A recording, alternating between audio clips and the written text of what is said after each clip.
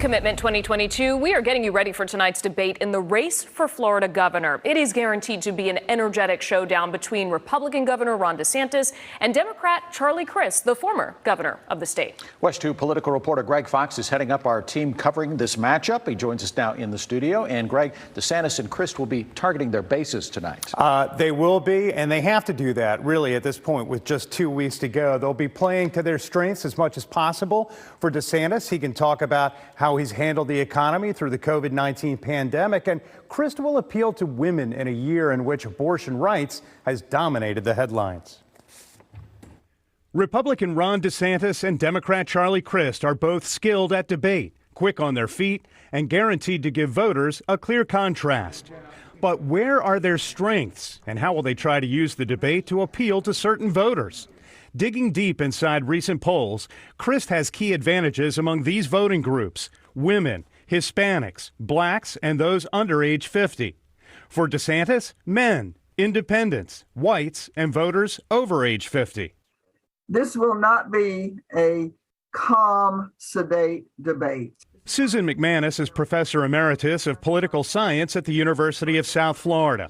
She thinks regardless of the questions posed, both candidates will steer their responses to highlight their achievements, and Crist will have to work especially hard to convince voters he has a better path to prosperity than DeSantis, who has lowered unemployment and dished out $1 billion in tax breaks this year. They need to talk more about what they are going to do about the economy, because that's where people are. Inflation in the economy just slumps everything else in terms of an issue. So Crist's challenge is to talk about something forcefully and convincingly that's on people's minds. She also thinks they'll be doing their best to reach out to that big chunk of Florida voters who don't align themselves with the two major political parties. All of this time we talk about Democrats and Republicans. We forget the fact that there are 27% of Floridians who are not Democrats and not Republicans.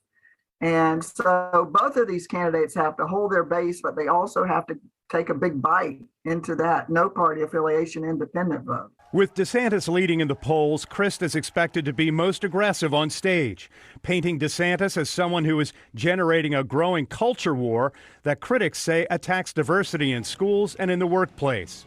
While DeSantis will try to align Crist with Joe Biden, a president struggling with low ratings in a borderline recession.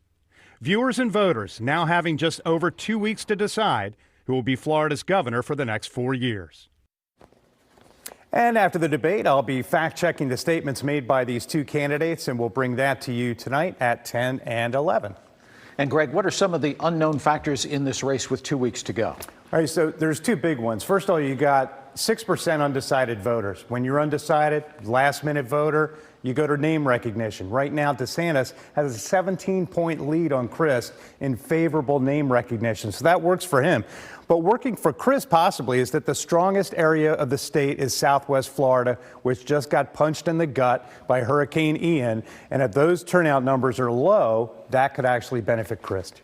All right, Greg, thank you so much. We're going to be looking for your reports tonight on WESH 2 News. Thank you so much.